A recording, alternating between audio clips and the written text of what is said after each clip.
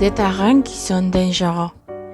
Et quand on y marche, il faut être très prudent, de peur qu'il ne faut pas nous fasse tomber.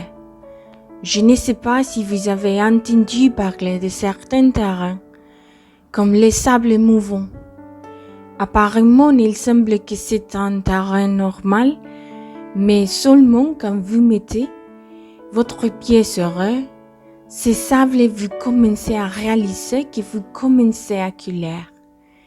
Et le plus désespéré que vous avez à essayer de sortir, la vitesse sera le mouvement vers le bas, qui vous tirera à couler complètement. Ce terme est utilisé de nombreuses fois lorsque nous nous trouvons dans certaines situations où nous devons prendre des décisions compliquées. Et il nous dit généralement, faites attention car ce sont des sables mouvants. En méditant précisément sur ces points, je me suis demandé quels sables mouvants nous pourrions rencontrer sur le chemin de la vie. Eh bien, la Bible l'enseigne de cette façon. Il y a des routes qui semblent droites à l'homme, mais leur fin est le chemin de la mort. Disons que l'une de ces terres, ou l'une de ces sables mouvants de la vie, est-ce que nous pourrions connaître ce que le monde nous a appris comme étant le succès? Quelqu'un m'a dit un jour, vous voulez connaître les caractères de quelqu'un? Voulez-vous vraiment savoir leur foi et dans quelle mesure ils dépendent de Dieu? Et ainsi donner à cette personne tout ce qu'elle veut. Oui. Et tu t'arrêteras compte si elle aime vraiment Dieu. S'il a une vraie foi et s'il vit pour Dieu. Et cela m'a fait réfléchir. Et je pense que c'est une grande réalité ou une grande vérité. Parce que d'habitude, et je l'ai dit, parce que c'est ce que j'ai réalisé. Et je l'ai même vécu quand nous n'avons rien, ou que nous sommes dans le besoin. Nous courons toujours chercher quelqu'un qui peut résoudre nos difficultés. Dans ces cas, nous allons lever les yeux au ciel et regarder le Seigneur. Je ne sais pas si cela vous est arrivé. Maintenant, certaines personnes endurcissent le cœur et oublient Dieu. Mais en temps de crise, c'est quand même que nous sortons des phrases comme « Oh mon Dieu » et nous nous rappelons que Dieu est réel. Et nous prenons même un espace pour prier et lui demander d'avoir pitié. Et nous aider au milieu de la maladie ou au milieu de la pénurie. Ce qui n'est pas mauvais, mon cher ami, car Dieu est un Père qui aime, que ses enfants le demandent, et le demandent avec tranquillité, le demandent avec foi, sachant que s'ils demandent, il répondra. Dieu n'a aucun problème à ce que nous demandions. Alors, en temps de crise, il est peut-être plus facile pour nous de nous approcher de Dieu. Mais qui se passe-t-il lorsque nous sommes dans le temps de l'abondance? Je vous demande de recevoir ces mots dans cet audio. S'il vous plaît, soyez honnête avec vous-même. Que se passe-t-il quand nous avons de l'argent dans notre poche? Ou nous avons de l'argent sur notre compte? Ou nous recevons notre salaire? Et nous avons l'abondance à la maison? Ouais.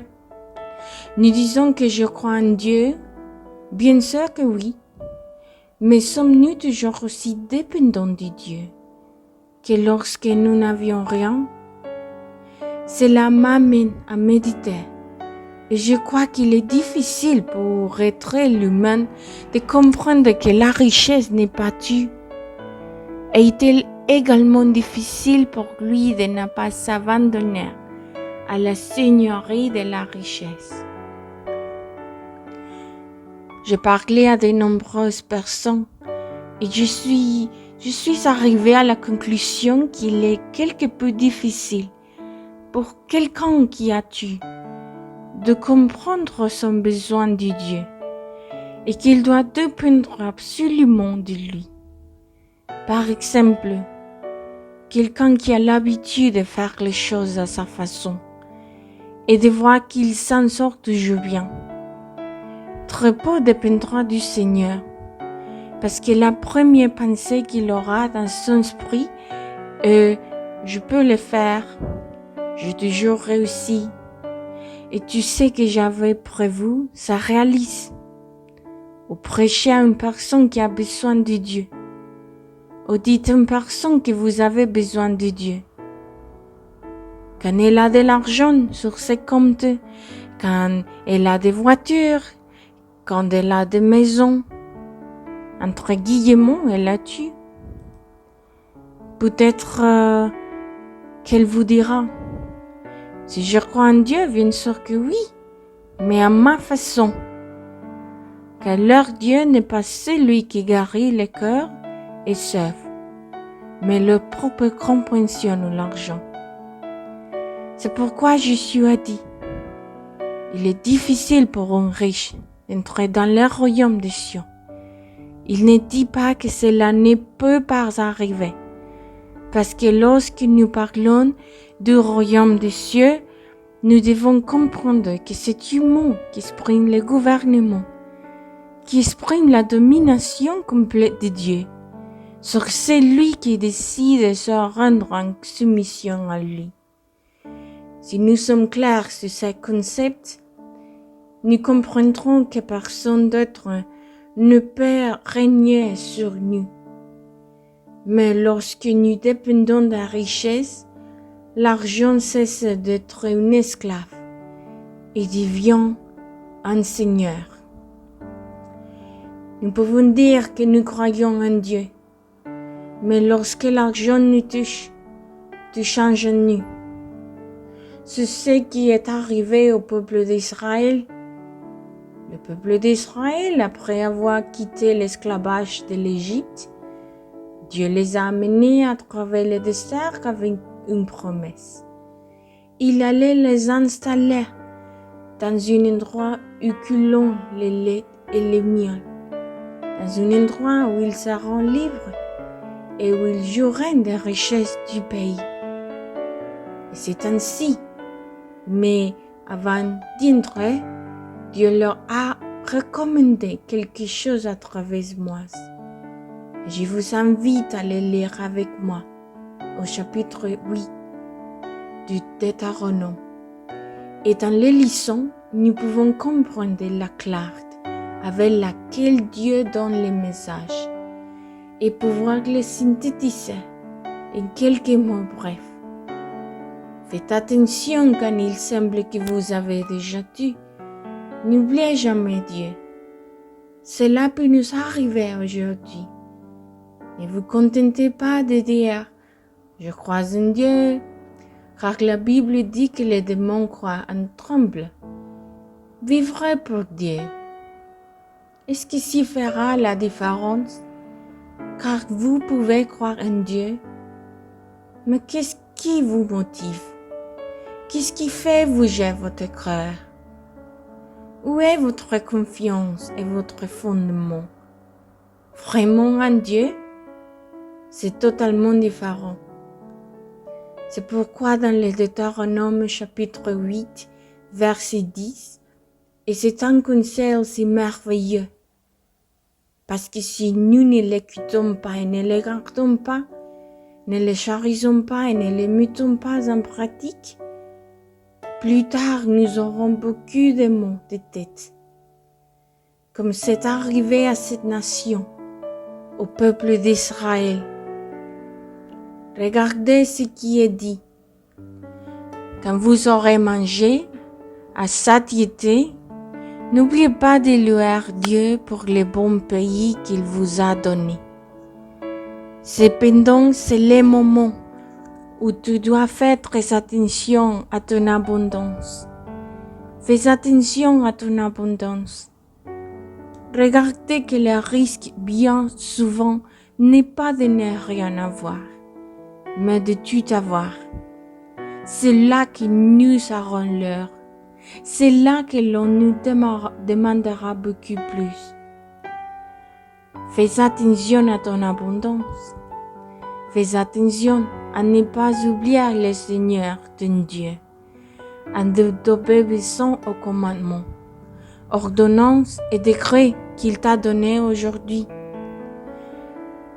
Car quand tu seras rassasié, quand tu auras prospéré, quand tu auras bâti de belles maisons pour y habiter, quand le nombre de tes brebis et de tes bœufs aura beaucoup augmenté, quand ton bétail, ton argent et ton nom seront multipliés, ainsi que tu les restes, sois très attentif. Si nous rapportons ces paroles à ce que nous vivons aujourd'hui, on pourrait dire, fais attention quand ton salaire augmente. Fais attention quand tu jouis du bien-être. Fais attention quand la bénédiction que tu vas recevoir vient à toi. Fais attention quand tu commences à faire de bonnes affaires. Fais attention quand tu paies déjà tes dettes et que ce qui entre dans ta vie est un profit. Fais attention de ne pas oublier le Seigneur ton Dieu. En d'autres termes, fais attention de ne pas changer ta dépendance de Dieu pour ce que tes yeux voient. Le verset 14 de Deutéronome 8 dit, ne t'enfle pas d'orgueil en cet homme-là et n'oublie pas le Seigneur ton Dieu qui t'a délivré de l'esclavage au pays d'Égypte. En d'autres termes, n'oubliez jamais d'où Dieu t'a fait venir et ce qui n'était que lui. Et si tu jouis maintenant d'un privilège, si tu es maintenant dans une bonne position, souviens-toi que c'est Dieu qui t'a mis là. Ce n'était pas de mérite, mais c'est seulement par la grâce. Cela lui rappelait toujours qu'il était faible, qu'il était un vase d'argile, qu'il ne méritait rien, que s'il se séparait de Dieu, il tomberait dans sa grâce, et que s'il tombait de la grâce de Dieu, il serait le plus faible des faibles. Un échec total. Mes amis bien-aimés, il est bon de toujours se rappeler ces paroles. Vous ne pleurerez pas tout le temps. Des moments d'arrêt viendront aussi. Mais quand vous riez, n'oubliez pas que dans les moments où vous avez versé des larmes, vous avez reçu le vrai réconfort du Seigneur. Et maintenant vous riez. Non pas parce que dans votre force vous l'avez atteint, mais parce que c'est Dieu qui a envoyé une nouvelle saison pour vous. Ça a été seulement par son grâce. Tout dépend du Seigneur. Et si vous ne le croyez pas, vous en ferez l'expérience plus tard. Attention, n'oubliez pas, car la vie abondante sera vécue en fonction de personnes de nous dépendants. Père, je te remercie pour ta parole. Il est nécessaire, je crois que chaque jour, de se rappeler, Seigneur, ces vérités, comme peut-être la vie peut nous changer en un clin d'œil, et pas nécessairement pour les pires. Elle peut être pour les meilleurs. Mais quelle sera notre motivation? De qui viendra notre dépendance? Quelle sera l'attitude que nous prendrons face au moment? Non plus de crise, mais d'abondance. Sachant que tu viens de toi, Seigneur, nous gardera et que séparés de toi, nous ne pouvons rien faire.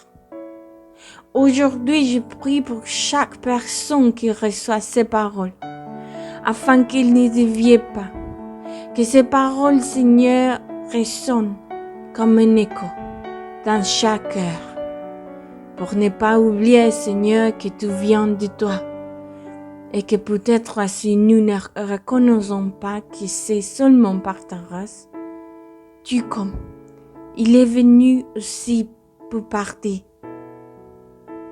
Merci Seigneur. Au nom de Jésus. Amen et Amen. Aujourd'hui, je vous parle. Je suis le pasteur et votre ami Elias Hoyos. Rappelez-vous que Dieu vient toujours juste au temps. Je vais vous inviter chaque jour à voir une parole de Dieu.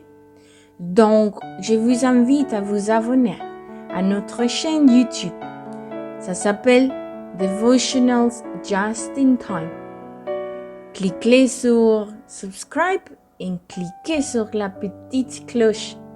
Comme ça, vous aurez toutes notifications. Un bon câlin et bénédiction.